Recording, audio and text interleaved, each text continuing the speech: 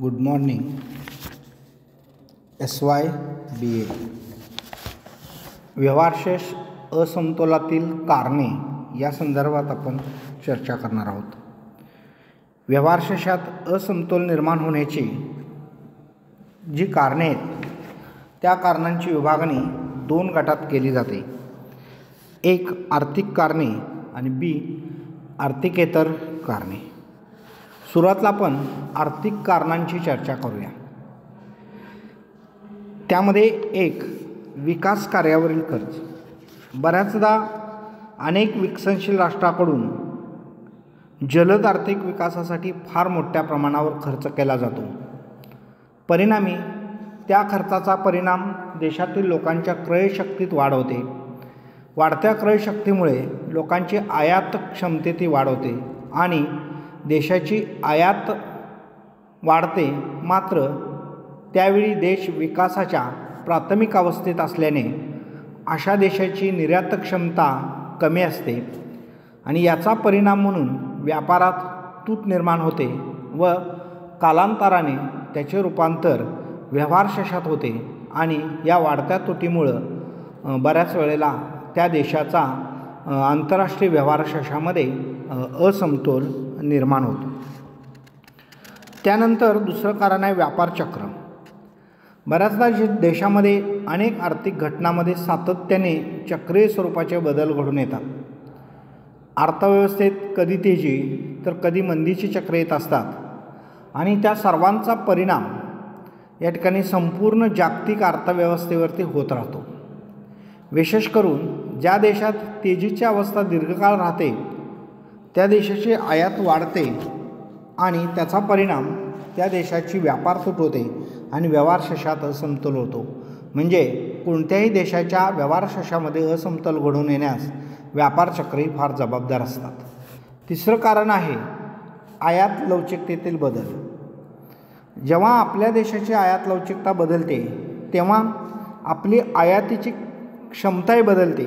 तसेच जेव्हा अन्य देशांची आयात लवचिकता बदलते तेव्हा त्या देशांची आयात क्षमता बदलत असते. जर आयात लवचिकता बदलल्यामुळे एखाद्या देशाची आयात वाढत असेल तर अन्य देशातीलही उत्पादन, रोजगार, गुंतवणूक या सगळ्या गोष्टींना चालना मिळते आणि त्यांची निर्यात क्षमता बदलते.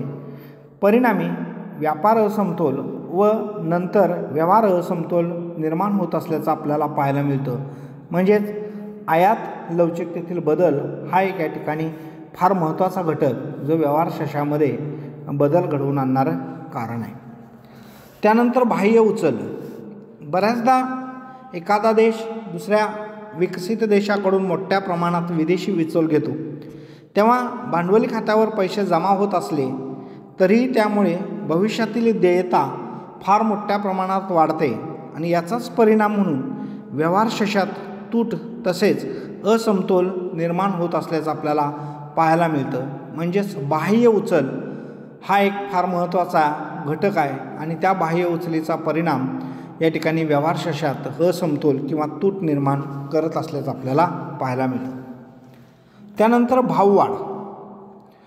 आर्थिक विकासासाठी केलेल्या खर्चामुळे देशातील लोकांची क्रयशक्ती मोठ्या प्रमाणावर सुधारते.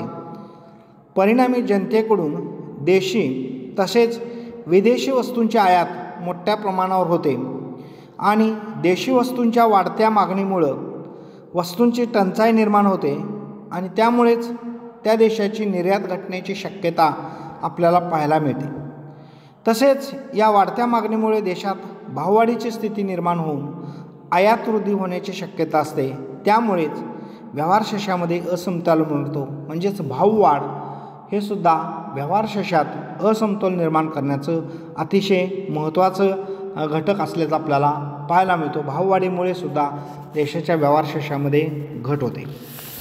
त्यानंतर वाढती लोकसंख्या. विशेषतः अविकसित देशात लोकसंख्या झपाट्याने आणि मोठ्या प्रमाणावर वाढत आहे. अशा सतत वाढणाऱ्या लोकसंख्येमुळे देशाच्या आयातीत वाढ होते तर देशाच्या निर्यातीत घट होते. त्यामुळे देशाचा व्यवहार समतोल बिघडतो. त्यामुळं वाढती लोकसंख्या हे सुद्धा देशाच्या आयात निर्यातीच्या संदर्भात अतिशय महत्त्वाचं कारण असल्याचं आपल्याला पाहायला मिळतं. त्यामुळेच त्या देशाचा व्यवहार समतोल हा बिघडत राहतो. त्यानंतर प्रदर्शन प्रभाव. विशेषतः प्रदर्शन प्रभाव हे अविकसित देशाच्या व्यवहार शशातील असमतोल निर्माण करण्याचं अतिशय महत्त्वाचं कारण आहे. कारण बऱ्याच वेळेला अविकसित देश आर्थिक, राजकीय, सामाजिक संबंधामुळे अनेकदा ते विकसित देशाच्या संपर्कात येतात आणि त्यामुळं विकसित देशाच्या राहणीमानाचा प्रभाव त्या अविकसित देशांच्या लोकांच्यावरती होतो. त्यामुळे त्या अविकसित देशातील लोक विकसित देशातील त्या विविध वस्तूंची मागणी करतात. त्यामुळं त्या वस्तूंची आयात वाढते आणि थोडक्यात अविकसित देशातील लोकांना परदेशातील विविध वस्तू वापरण्याचा मोह होतो आणि त्याचा परिणाम परदेशातून विविध सुंदर वस्तूंची आयात होते, निर्यात झालीच तर घट होते आणि त्यामुळे देशाचा व्यवहार समतोल बिघडतो व व्यवहार शशामध्ये असमतोल होत असल्याचं आपल्याला पाहायला मिळतं. म्हणजेच प्रदर्शन प्रभाव हे एक महत्त्वाचं कारण आहे. त्यानंतर विकसित देशाकडून गुंतवणुकीचा अभाव. बऱ्याचदा विकसित देशांनी अविकसित देशात जर मोठ्या प्रमाणावर गुंतवणूक केली तर अविकसित देशातील उद्योगधंदे वाढून त्या देशात रोजगार निर्मिती, उत्पादनात वाढ होते, परिणामी निर्यात वाढते आणि त्याचा व्यवहार शशातील असमतोल दूर होऊ शकतो. परंतु अलीकडील काही काळात बघितलं तर विकसित देश अविकसित देशात गुंतवणूक करायला फारसे समर्थ नसतात, तयार नसतात आणि त्यामुळं अविकसित देशाच्या व्यवहार शशात हा असमतोल प्रमाण त्यामध्ये आढळून येतो आणि त्यामुळे त्यांचा बॅलन्स ऑफ पेमेंट हा असमतोलित राहतो. त्यानंतरचं कारण आहे नावलौकिक. बऱ्याच वेळेला जर आपण पाहिलं तर अनेक देशामध्ये, विकसनशील देशामध्ये आपल्या मालाविषयी नावलौकिकता कमावलेला आहे.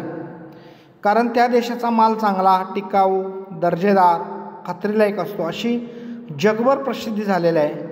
त्यामुळे जगातील बहुतांश देशात त्याच देशातील मालाची मागणी केली जाते. आज विशेषतः made in USA, made in Japan अशा मालाचा शिक्का असणारा मालाला भरपूर मागणी आहे. त्यामुळे जगातील अनेक विकसनशील देश अशाच देशाकडून मोठ्या प्रमाणात आयात करतात आणि परिणामी आयातीत झालेल्या वाढीमुळे व्यवहार शशामध्ये हा फार मोठ्या प्रमाणात असमतोल निर्माण झाल्याचं आपल्याला पाहायला मिळते. त्यानंतर आर्थिक विषमता. अविकसित देशांचा विकास होत असताना देशात आर्थिक विषमता वाढते. आर्थिक विषमतेमुळे अविकसित देशात श्रीमंतांचा एक वर्ग तयार होतो आणि हा श्रीमंतांचा वर्ग नेहमी परदेशी प्रवास करणं, परदेशी वस्तू अधिक प्रमाणात वापरणं अशा गोष्टी करतात आणि त्याचा परिणाम अविकसित देशाचा पैसा हा परदेशात जातो आणि देशाची परदेशी मालाची आयात वाढते आणि त्याचा परिणाम म्हणून देशाच्या व्यवहार शशात असमतोल निर्माण होतो. म्हणजेच आर्थिक विषमता. यानंतर आर्थिकेतर कारणं. या आर्थिकेतर कारणांची आपल्याला चर्चा करणार आहोत. काही राजकीय घटक आहेत. देशात जर राजकीय अस्थिरता असेल तर फार मोठ्या प्रमाणावर काय आर्थिक घटक पाहतोय आपण, आर्थिकेतर घटक पाहतोय आपण. आर्थिक घटकांची या ठिकाणी चर्चा केली. आता आपण आर्थिकेतर घटकांची चर्चा करणार आहोत. आर्थिकेतर घटक हे दोनच आहेत, एक राजकीय आणि दुसरा सामाजिक. आता राजकीय घटक बघितलं तर बऱ्याच वेळेला एखाद्या देशामध्ये अस्थिरता असेल, सतत दंगल, मोठ्या प्रमाणात जाती दंगली, अशांतता, असुरक्षितता, युद्धस्थिती, युद्धसदृश्य स्थिती, नैसर्गिक प्रतिकूलता अशा अनेक गोष्टींच्यामुळं त्या देशातील भांडवल हे बाहेर त्या देशात जातं आणि त्यामुळं त्या देशात अंतर्गत गुंतवणुकीचं प्रमाण घटत जातं. परिणामी देशातील उत्पादन प्रक्रियेत अडथळे येतात व ही प्रक्रिया मंदावत राहत असल्याचं आपल्याला पाहायला मिळते आणि या सर्वांचा परिणाम त्या देशाच्या व्यवहार शशात तूट किंवा असमतोल निर्माण होत असल्याचं आपल्याला पाहायला मिळतो. म्हणजेच राजकीय घटक हे सुद्धा कुठल्याही देशाच्या आर्थिक विकासामध्ये अडथळे आणतात आणि त्या देशाच्या व्यवहार शशावरती त्याचा परिणाम होतो. कारण सुरक्षितता नसल्यामुळं त्या देशातलं भांडवल हे परदेशात जात राहतं आणि त्यामुळं त्या देशात गुंतवणूक होत नाही आणि त्यामुळे त्या देशाच्या व्यवहार शशात असमतोलपणा आढळून येतो. पुढचा एक अर्थकेंद्र घटक आहे सामाजिक घटक. सामाजिक घटक हा फार महत्त्वाचा घटक आहे. लोकांच्या सवयी, आवडी, सामाजिक चालीरीती, रूढी परंपरा, सतत बदलणारी फॅशन या सर्व सामाजिक घटकांचा प्रभाव होऊन त्या देशाची आयात प्रभावित करतात. त्यामुळं लोकांच्या सवयी, आवडी, सामाजिक चालीरीती, रूढी परंपरा, सतत बदलणारे फॅशन हे अनेक घटक त्या ठिकाणी त्या देशाचा प्रभावित करत असल्याचं आपल्याला पाहायला मिळतं. तसंच लोकसंख्या वाढ, देशवस्तूबाबतचा पूर्वग्रह या अनेक घटकामुळे त्या देशाच्या निर्यात क्षमतेवर प्रभाव पडतो आणि अशा प्रकारे या सामाजिक घटकातील बदलामुळे व्यवहारशेष असमतोलात राहत असल्याचं आपल्याला पाहायला मिळतं. अशा पद्धतीनं सामाजिक घटक हे सुद्धा एखाद्या देशाचा व्यवहारशेष असमतोल निर्माण करण्यास जबाबदार असतात. अशा पद्धतीनं आज आपण व्यवहारशेषात असमतोल असण्याची कारणं पाहिली. त्यामध्ये आर्थिकेतर आणि आर्थिक दोन प्रकारचे कारणे. आर्थिकेतरमध्ये विकास कार्यावर खर्च, व्यापार चक्रे, आयात लवचिकतेतील बदल, बाह्य उचल, भाववाढ, वाढती लोकसंख्या, प्रदर्शन प्रभाव, विकसित देशाकडून गुंतवणुकीचा अभाव, नावलौकिक, आर्थिक विषमता हे आर्थिक घटक आहेत. तर आर्थिकेतर कारणे राजकीय आणि सामाजिक आहेत. धन्यवाद. या इथे आपण आज थांबूया.